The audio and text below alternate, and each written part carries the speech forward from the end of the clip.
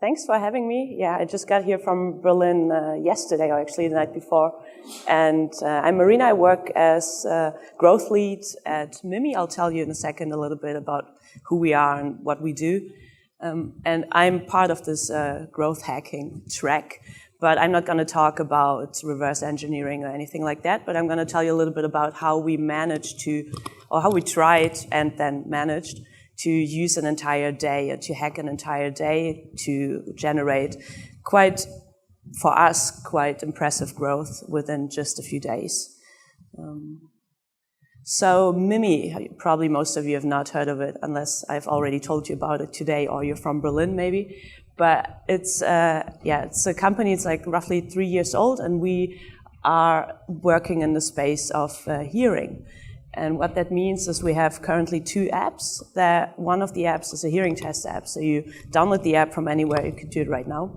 Not right now because you have to listen to me, but maybe in the break. And then you can take a hearing test. It takes a couple of minutes, and it will tell you how good or bad you hear on which ear, how good you hear in which frequencies, if you have hearing loss or not.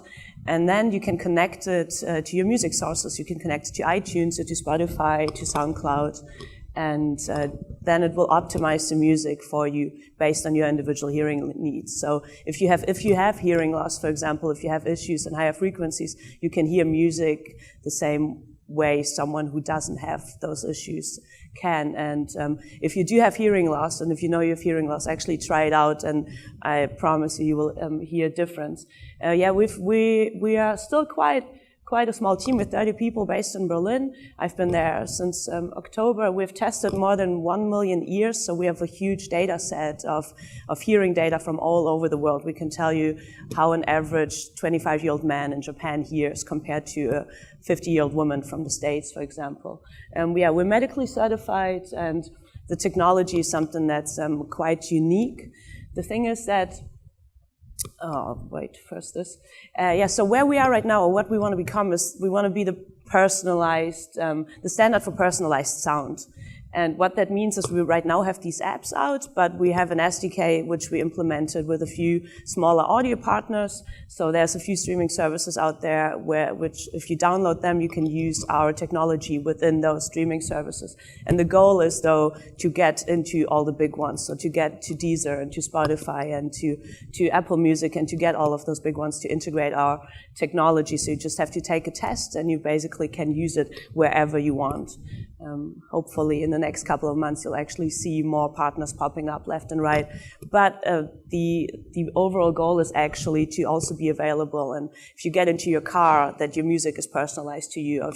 If you take your phone call, it's already optimized for the way you hear. If you watch Netflix, that you also have that optimized for you. And the thing is that hearing is still kind of stigmatized, or not just kind of stigmatized, it is stigmatized. Everyone thinks, including me before I started, that I have good hearing, I'm youngish, and why would I care about this? And I had never really taken a hearing test before either. But hearing is not just like good or bad, it's a spectrum. It's not like you're 20, your hearing is great, and then you turn 70 at some point and your hearing all of a sudden sucks. That's not how it is. It's a spectrum, and a lot of people have hearing loss who don't even know about it. So it's really worth it actually testing it out and seeing how good it is. I'd be curious to see how you guys test there. So we were thinking about, app growth was never on our agenda at all until just a couple of months ago. We never ran any ads. It was more about getting the technology to be really, really good, and getting the hearing test to be really, really good. And we wanted to position ourselves better in the hearing market in Germany. And what we managed to do last year is to start a cooperation with an insurance, which most of you all know. It's called Barmer. It's the biggest insurance in Germany. It has 10 million insured people. Germany has 80 million people. So it's quite a big chunk of the German population that's insured there. And all of a sudden, we got access to these 10 million people. And we were kicking off a project, like a pilot test project with them from March till September. So right now, if you're in Germany and if you download the hearing test app, you will see some content also from this insurance company. But the coolest thing about it was that we would get reimbursed for every download that we would generate in Germany, which is pretty cool because it's just like free money, more or less. So we're like, great, let's just figure out how to grow and just collect all that money. Then we looked at our numbers. These are real numbers from, these are real numbers from, I think this is January and February for Germany. And that scale, that's not 1,000, that's 50 downloads that we got per day, roughly every day, besides those little peaks where we got 300 downloads per day on the hearing test app, which is nothing. And we're like, okay, what do we do to actually get those numbers up in March so we can collect a lot of money from this insurance company? But the thing is, we also don't have any money. We're a startup. We don't really have revenue, so we don't have huge budgets. When I saw numbers earlier of some other examples where you spent hundreds of thousands of dollars on ads, we cannot do that. So we thought about what can we do to generate downloads but not have to pay for that, or not pay that much for it. And our solution was, okay, let's find a bunch of partners who are interested in this topic and would be willing to communicate for us, or maybe even run ads for us. And that sounds, doable, but how do you actually get to those partners? And how do you actually convince them to advertise for you? Because yes, the topic is quite great, or topic is interesting, and it's something that people should pay more attention to, but people actually don't. So what we figured out, and this was really just random, that 3rd of March is World Hearing Day, by the way, in case you didn't know. And what better day could we use actually for ourselves to get the message out that people should test their hearing? It was really coincidental. We were starting this partnership in March anyway with this insurance company, and then World Hearing Day happened to be 3rd of March. So we were like, okay, we will use this day. We'll launch a new app. We decided all of this in December. We'll launch a brand new hearing test with a new technology, and we'll sign this deal with this insurance company. Until then, we'll get a bunch of partners, we'll do PR stunt, and everything will start on March 3rd. So we put quite a lot of pressure on ourselves, because what if something goes wrong and everything's supposed to start on March 3rd? So it wasn't easy, but worked out more or less. So we set up this action plan. We used Asana. We had this huge task force who was involved in all the different areas that needed to be worked on. So product was obviously busy with building a new app. The BizDev people were busy with managing the insurance company, and marketing was busy with what is actually our strategy, how do we get those partners. We needed to relaunch the website. We had planned a huge PR campaign, and obviously someone also needed to manage all those partners and give them content to communicate. And to get all relevant partners, we identified a huge list of partners we wanted to have, either in the music space or in the health space. And it's not super easy if you don't have huge contacts to those partners. So what we did is we spoke with the World Health Organization. This March 3rd, this World Hearing Day, is initiated by the World Health Organization, and we managed to get them not an official partner which we could communicate everywhere, but they gave us like their approval that we could say we are supported. I don't know the exact formulation, but there was a certain sentence we were allowed to use. So when we got that, we started going to all of our contacts, and all of a sudden more and more people were jumping on to the ship, and agreed that they would communicate for us in one way or another. So they said they would like do social media posts or a blog post or newsletter, but we wouldn't really know until the day it happened what would actually go out or how it would happen. What we also wanted to do, we wanted to get a lot of PR. The thing is, I'm not in PR, but if any of you are, it's apparently not that easy to get journalists to write about you without you having to pay them.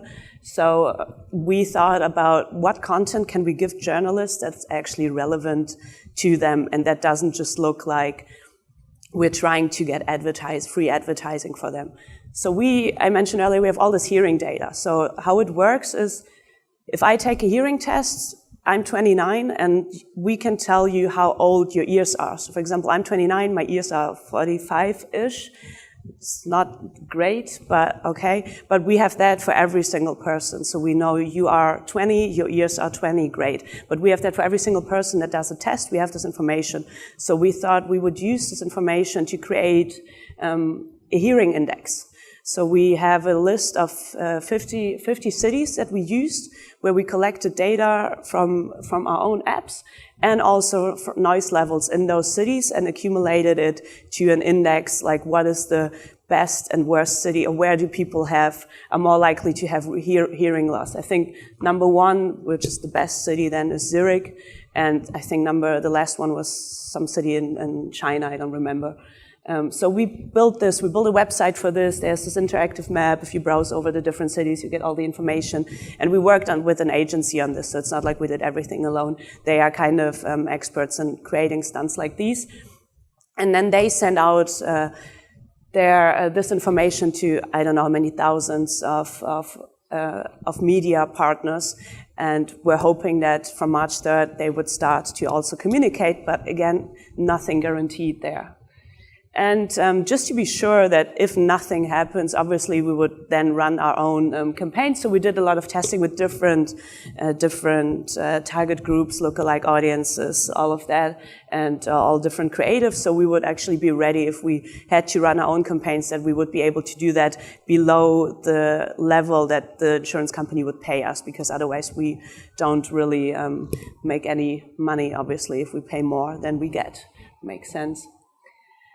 So when we went live on March 3rd, it was actually, we were all sitting there like, okay, is this going to work? What's going to happen? All of a sudden we got a ton of, and this was focused on Germany, most of the partners that agreed that they would communicate actually did. And if you look at our social media, we're not great at social media. And all of a sudden there were all these posts talking about hearing health, test your ears, protect your ears, connect to Mimi Music. Like most of the partners were actually posting and people were engaged. And they were linking to our app store and people were downloading, and we saw these download numbers coming in. Same thing happened with the PR stunt. So we were lucky that the German press agency and the French press agency actually picked this up. So we got article after article after article. Almost all the big German newspapers, which you will not know, but they're pretty big in Germany, were communicating about this hearing index and linking to our website or even to our app store. We got 433 international clippings.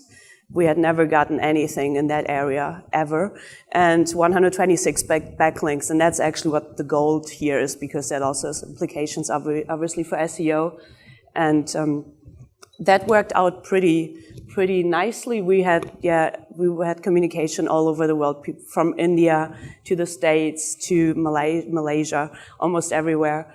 We got these articles coming in. It was on TV. There was like we created these little spots that they were showing. So it was pretty cool to see that it was actually working. And this you saw the downloads earlier where we were at like 50, and all of a sudden, this is, I think, it must be, 2nd of March, where actually already some communication was starting, and downloads just went up for the month of March. So we were really, really ecstatic when we actually also saw the downloads going up, because even though you get the content and you get all the press articles, doesn't mean that it will also show in downloads. The overall outcome was that we invested 45,000 euros in this. That's for external, that's not our salaries and our team, that's just the external agencies we used. And also we ended up running a little bit of a few campaigns, but I took them out of here. And we managed to get 95,000 downloads in March. 52,000 of those were in Germany on the hearing test. And as you saw before, we had a total of roughly 40 or 50,000 downloads in Germany overall. Before that, Germany is not a great market for us, obviously, for the hearing test, which resulted in a cost per download of 87 euro cents, but it's almost the same in dollars. Let's say 90 cents. And the guy from Google said earlier that CPI, cost per acquisition, is not a metric you should be looking at. And I agree. Typically, I would also say that's not something that really matters unless you get paid for download. Then you want to you want to get the downloads as cheaply as possible.